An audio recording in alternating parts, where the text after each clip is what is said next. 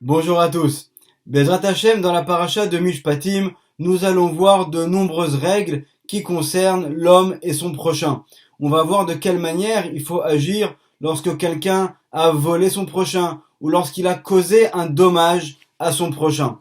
Et bien que, a priori, cette paracha nous parle de sujets qui concernent notre vie de tous les jours, en fait, le Zohar va nous donner une autre interprétation complètement. Le Zohar va nous révéler que dans cette paracha sont cachés les secrets des réincarnations, puisque très souvent, lorsqu'une personne va causer un dommage à une autre, à l'origine, cela vient de ce qui s'est passé dans des vies antérieures. Et c'est par ces mots que commence le Zohar dans notre paracha, où on nous dit Patach Rabbi Shimon ve'amar. Donc Rabbi Shimon Bar Yochai dans le Zohar va nous donner un enseignement en disant, il nous cite donc le premier verset de notre paracha, Ve'ele amishpatim, et voici les commandements, voici les règles, asher tassim lifnehem, que tu mettras devant eux. Donc ce sont en fait les règles qu'a énoncé Hachem à Moshe Rabbeinu et qui devront être enseignées au peuple d'Israël. Et là donc nous dit le Zohar, Ilen inun sidurim de Gilgula. Il s'agit en fait des règles qui vont concerner les Gilgulim, les réincarnations. Dinin de Nishmatin. Ce sont les lois des Neshamot, les lois des âmes. Des Itdanu Kolchad Vechad et Kabel Onche, donc qui ont été jugées chacune d'entre elles pour recevoir leur punition. Et ensuite, le Zohar va continuer et développer tout le sujet des réincarnations. À cette occasion, on va, Bezrat Hashem, étudier les paroles du Ben Ishraï dans son livre Ben Yehoyada de commentaires sur le chasse, sur la Gemara, dans le traité de Sanhedrin à la page 90, et on va voir qu'en fait, le Ben Ishraï tire ses paroles à l'origine du Sha'ar el-Gilgulim qu'on citera par la suite de Rabbi Chaim Vital, l'élève du Harizal. Donc, dans le traité de Sanhedrin, au dernier chapitre, le chapitre 11, on nous parle donc de 3 rois et du fait qu'ils n'auront pas de part au monde futur. Et là, donc, le Ben Ishraï va ouvrir une parenthèse et il va employer un langage qu'il n'a pas l'habitude d'employer habituellement, et je vais vous le lire et le traduire. Ve'ata ameayen. Et donc toi, celui qui est meayen, celui qui va étudier les choses en profondeur. Hamaskil, et donc qui a l'intelligence. Shmana, écoute-moi s'il te plaît. Et adevarim aele, donc ces paroles que je vais énoncer. Asher ani omer, donc que je dis. Vekotev, également que j'écris. Omodia, et que j'annonce. Pourquoi est-ce que le Ben Ishraï insiste tant sur ces paroles? C'est parce qu'il y a apparemment d'autres rachamim dans d'autres endroits et parfois même dans des commentaires sur le Zohar qui ont fait des erreurs et qui ont mal interprété ces paroles. Ou medvarim aele, donc et de ces paroles-là, tavin vetilmad, donc tu comprendras et tu étudieras les kama inyanim, donc tu pourras selon ce principe faire plusieurs déductions dans d'autres domaines. Veu, et donc voici le Ben Ishraï va citer donc 2 exemples. Chez Zekarov le Chamishim Shana, il y a environ 50 ans, Chalam Chachan Echad Chassid Umkubal Po Irenu, donc il y a eu un Tamid Chacham, un grand rave de notre ville, donc de la ville de Bagdad, qui a fait un rêve, Al Chacham Rashum, qui a rêvé d'un autre sage de la génération. Il semblerait, selon certaines traditions, que c'est en fait le Ben Ishraï qui a rêvé de son maître, le Rav Abdallah Somer. Shaya Odenuchai Po Irenu, donc qui était encore en vie donc à l'époque, donc ça confirme ces rumeurs. Sheo Gilgul Achaz Melech Yehuda, qu'il était donc la réincarnation de Achaz Melech Yehuda. Ra'a Kama Shanim Yesh Mizman Achaz Adorot Elu, et regarde combien de générations se sont écoulées depuis Achaz, ce roi donc qui est mentionné dans les prophètes, jusqu'à l'époque du Ben Ishraï, donc il y a environ 110 ans à peu près. Va'adaïn onishlam atikun begilgul, et il avait pourtant toujours pas, donc on voit que des milliers d'années plus tard, la réparation par le Gilgul n'était toujours pas terminée. Donc selon ce premier exemple que nous cite le Ben Ishraï, on comprend qu'une Neshama peut revenir donc de nombreuses fois en réincarnation et pendant très longtemps, puisque Achaz Melech Yehuda a vécu donc à l'époque de la royauté d'Israël, et pourtant on voit qu'il revient en réincarnation à l'époque du Ben Ishraï chez l'un des grands Talmidei Chachamim de cette époque. On va retrouver également un autre exemple qui ressemble à celui-ci, c'est l'exemple du Rav Shimon Agassi qui a vécu à l'époque du Ben Ishraï, qui est d'ailleurs l'un des élèves et amis du Ben Ishraï qui a vécu à Bagdad. Et ce Rav Shimon Agassi a son fils aîné qui s'appelle Aaron et qui est en âge de se marier. Et malheureusement, le jour avant du mariage, son fils, donc Dieu nous en préserve, va décéder. Et finalement, donc les 7 jours qui devaient être 7 jours de Sheva Brachot vont être en fait 7 jours de deuil. Et le Rav Shimon Agassi, qui était déjà donc un très grand Rav et un Mekoubal, un kabbaliste, va être extrêmement attristé par cet événement tragique. Toute la communauté est bouleversée à ce moment-là. Et le jour des Shiva, du 7e jour de deuil, le Ben Ishraï va venir et faire un Dvar Torah et il va leur expliquer que la signification de cet événement tragique est due en fait au secret des réincarnations. Suite à ce Dvar Torah, d'ailleurs qui a été écrit et qui a été imprimé dans le livre Ben Ishraï du Ben Ishraï, finalement le Rav Shimon Agassi va étudier encore plus en profondeur tout le sujet des réincarnations. Il va étudier donc cela bien sûr dans le Zohar et dans le Shara Gilgulim, et il va écrire un commentaire qui s'appelle le livre Béni Aaron, donc qui signifie mon fils Aaron, qui est un commentaire incontournable sur le Shara Gilgulim. Et entre autres, il va découvrir finalement que ce fils était la réincarnation donc des enfants de Aaron, Nadav et Avihu, et qui s'étaient en fait réincarnés de très nombreuses fois, et à chaque fois ils mouraient juste avant le mariage, du fait que eux-mêmes dans leur vie ils avaient décidé de ne pas se marier. Alors également ça faisait partie de leur réparation de revenir. Donc on voit que finalement de décéder juste avant le mariage. Et on voit donc finalement que ces personnages qui ont vécu à l'époque de Moshe et Aaron, Nadav et Avihu, les enfants de Aaron, vont revenir donc des milliers d'années plus tard eux aussi à l'époque donc du Ben Ishraï. Donc après avoir énoncé ce premier principe, le Ben Ishraï va continuer avec un autre rêve, et cette fois-ci il semblerait que ce soit lui et qui rêvait de son fils, puisqu'il nous dit Ki mikarov chalam tamid chacham. Donc voilà, il y a eu un sage de Bagdad, al tamid chacham veyere shamaim, donc qui a fait un rêve sur un autre talmid chacham qui a également la crainte du ciel, ve Hashem itbarach yarich yamav ushnotav, et donc Hashem le bénisse et lui allonge sa vie. Donc apparemment, il semblerait que ici le Ben Ishraï, sans le mentionner de manière explicite, a fait un rêve sur son fils, qui était lui aussi donc un très grand rave, Sheu Gilgul Achav Melech Israël. Il a rêvé donc qu'il était donc son fils Achav Melech Israël, donc Achav, ce roi d'Israël sur lequel il est dit dans la Gemara qu'il n'a pas de part au monde futur. Ve ze atalmid chacham asher chalamo alav chalom ze haya kashe be'enav adavar azeh sheu Gilgul Achav shenimna bichlal aniskarim vaya mister alze. Et donc le fils du Ben Ishraï était tourmenté du fait de savoir qu'il était la réincarnation d'un roi qui n'a pas agi selon la parole d'Hachem. Va martilo, et donc le Ben Ishraï dit, je lui ai dit donc à son fils, al titztaer, n'aie pas de peine de cela, pour plusieurs raisons. Chada, première raison, ki vadai ata yeshlecha nefesh shelcha. Donc n'aie pas peur parce que toi tu as ton propre nefesh, tu as ta propre âme à toi. Verak chelek echad mi nefesh achav nitgalgel becha. Et donc tu as seulement une partie de l'âme de Achav qui est revenue en réincarnation chez toi. Donc de là ici on voit déjà un début de réponse à notre question, c'est que lorsqu'une personne revient en réincarnation, c'est pas la même qui va se dédoubler et revenir, c'est une partie de son âme qui vient également s'ajouter à l'âme d'une autre personne. Ve'od, et de plus, dit le Ben Ishraï, mi zutar be'enecha Achav shaya midorot arishonim. Donc ne crois pas que Achav c'était quelqu'un de petit, bien qu'il n'a pas agi selon la parole d'Hachem. Il fait partie des anciennes générations. Asher nafsham aitak dola meod, et dont leur âme était extrêmement élevée. Mitgalgel ou rak chelek atov, et donc cette partie qui revient, c'est seulement une partie qui est positive. Umi yodea im yesh bedor ze echad shakul keneged chelek atov shel Achav shengalgel becha. Peut-être qu'il n'y a pas dans toute la génération quelqu'un dont l'âme est aussi haute que cette partie d'âme du roi Achav qui est revenu chez toi en réincarnation. C'est-à-dire que c'est vrai que Achav, à son époque à lui, c'était un roi qui était mauvais, mais finalement, il y a quand même du bien en lui, et ce bien, il est revenu chez toi en réincarnation. Et ça se trouve, tu as chez toi une partie d'âme qui en potentiel est plus importante que toutes les parties d'âme qui se trouvent chez le reste des personnes qui vivent dans la génération.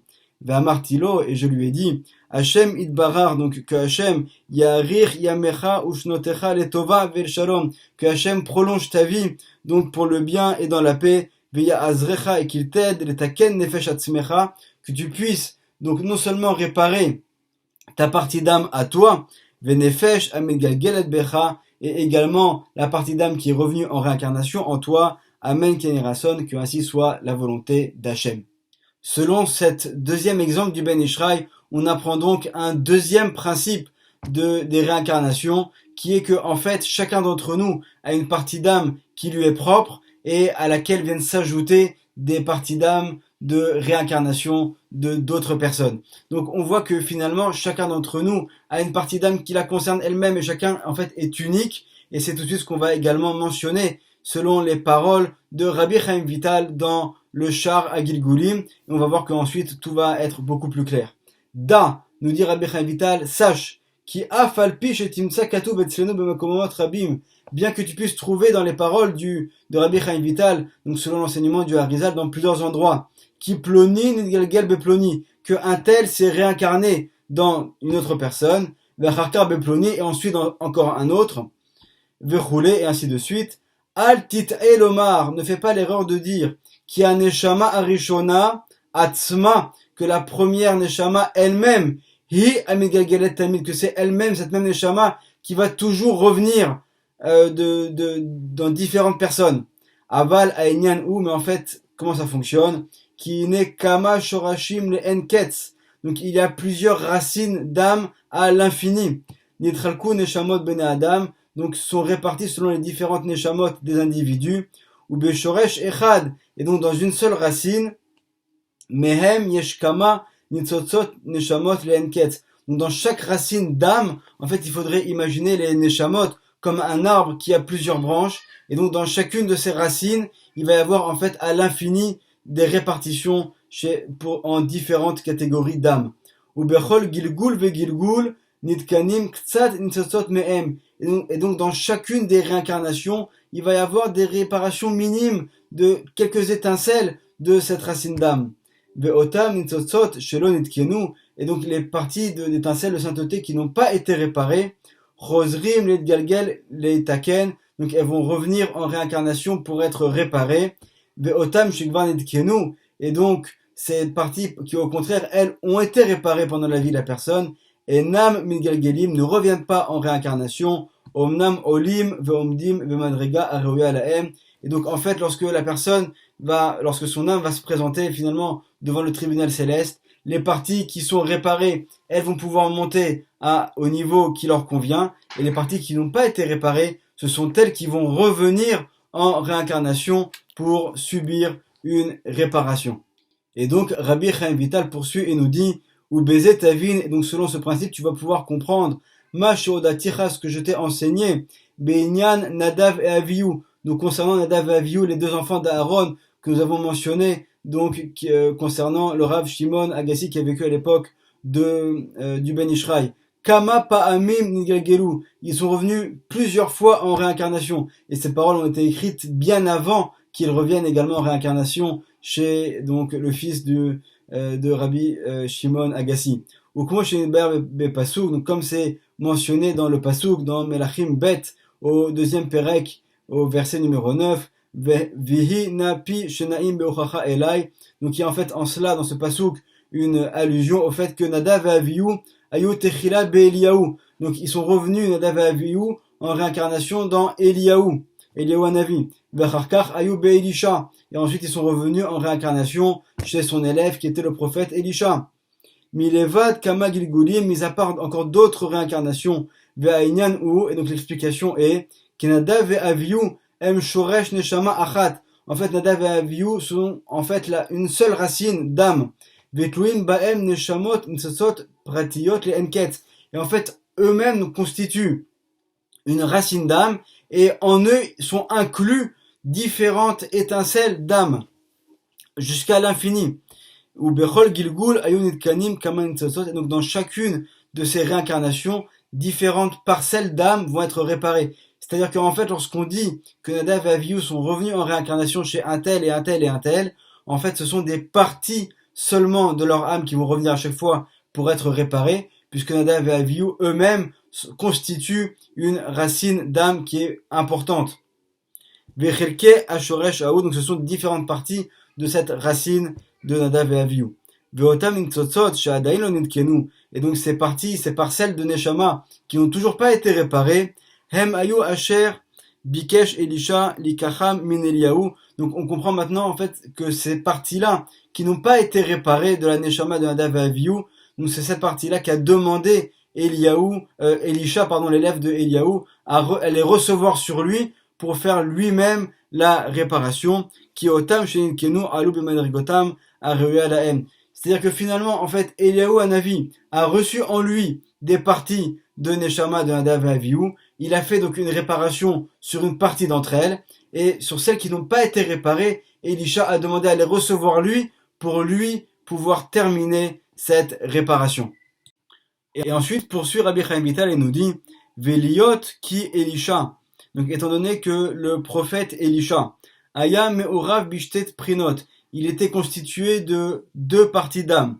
Qui afalpi shekan tzot nishmato aya mishoresh Yosef Hatzadik, kamvoir etzlenu, bien que l'essentiel de son âme venait de Yosef Hatzadik, comme c'est mentionné dans le Shara Gigulim au chapitre 32, il y avait également en lui, Im Kolze, en dépit de cela, Aya Meorav était également inclus en lui, Mishoresh Nadav et Avihu, donc de la racine d'âme de Nadav et Avihu, les enfants de Aaron, Shehem Miprinat Caïn, qui eux-mêmes viennent de la même racine d'âme que Caïn, le fils de Adam Arishon.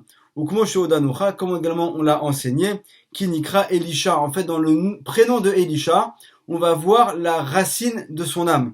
Les Orot, pour nous enseigner, qui Bekaïn Ktiv, parce que lorsque Caïn a apporté son offrande devant Hachem, alors qu'est-ce qu'il est dit à ce moment-là? Ve'el Caïn, et pour Caïn, Ve'el Minchato, et pour son offrande végétale qu'il avait apportée devant Hachem, Lo Sha'a, ça n'a pas été agréé par Hachem, contrairement à celle de Evel, son frère, qui elle avait été acceptée, celle de Caïn n'a pas été acceptée par Hachem, Mipene Chet'o, en raison de la faute qu'avait fait Caïn. Ça, c'est encore un autre sujet qu'il faudrait donc développer. Caïn Nikra Elisha, donc on voit que finalement, en fait, le Caïn, son offrande n'a pas été acceptée. Donc Caïn, on va l'appeler également Lo Sha'a, celui donc qui n'a pas été agréé. Et si on intervertit les lettres Lo Sha'a, donc c'est écrit Lamed Aleph et ensuite Sha'a Shin Ain He, alors on retrouve également le prénom de Elisha, qui est Kadosh Baruch Hu, Sha'alo Vekibelo. Donc en fait, à quel moment est-ce que Hachem finalement a agréé Caïn? C'est grâce à Elisha, qui est en fait la réincarnation de Caïn, et qui va faire la réparation de son âme. Veotiot Lo Sha'a, Ne'epru. Donc les lettres Lo Sha'a vont en fait changer de sens. Venaasu, Eli Sha'a. Donc en fait on retrouve, on sent le Yud, mais on pourrait le dire Eli Sha'a. Donc ce sont en fait, ça fait allusion au prophète Elisha, donc qui a permis finalement de faire agréer et accepter l'âme de Caïn en faisant sa réparation. Et enfin, Rabbi Chaim Vital va terminer ce chapitre en disant Uba Avour, ki ayalo oto anitzos min shoresh Caïn batechila, étant donné qu'au début, en fait, Elisha avait en lui aussi une étincelle de l'âme de Caïn, le fils d'Adam Arishon, la reine Ratsa, shegam elu anitzotso shenadav ve'avihu, chez Trabrou Imo, étant donné qu'il avait déjà à la base en lui cette étincelle de l'âme de Caïn, et étant donné que Nadav et Avihu eux aussi viennent de l'âme de Caïn, alors il avait ce désir de faire cette réparation pour eux.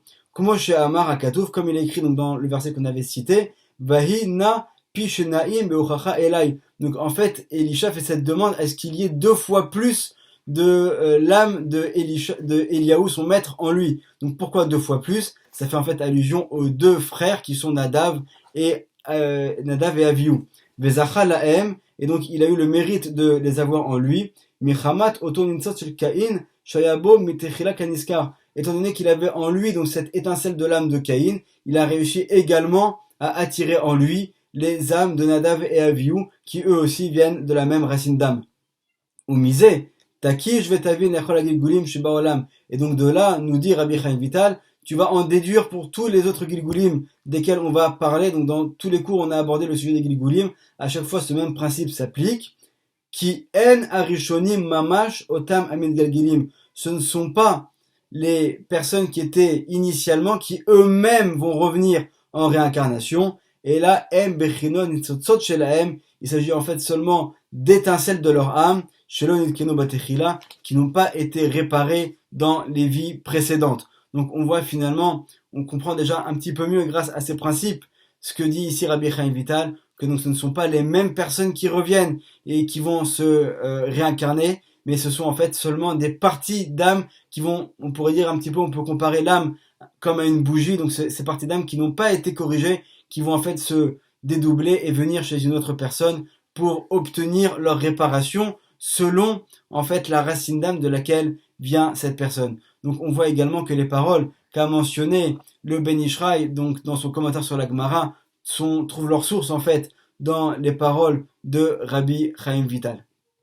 Baruch Hashem, grâce à ces enseignements de Rabbi Chaim Vital, l'élève du Harizal, et grâce également aux commentaires du Ben Ishraï sur la Gemara, on comprend donc à présent que chacun d'entre nous est unique. Chacun d'entre nous a reçu une part de Neshama qui lui est propre, à laquelle viennent s'ajouter également des parts de Neshamot, des parcelles de Neshama de réincarnation. Et donc on comprend que également, si on parvient à accomplir la mission pour laquelle nous sommes venus dans ce monde, alors nous allons non seulement procurer du bonheur et une vie éternelle pour notre Neshama à nous, mais également pour toutes les autres Neshama qui sont liées à la nôtre et qui correspondent à la même racine d'âme que la nôtre.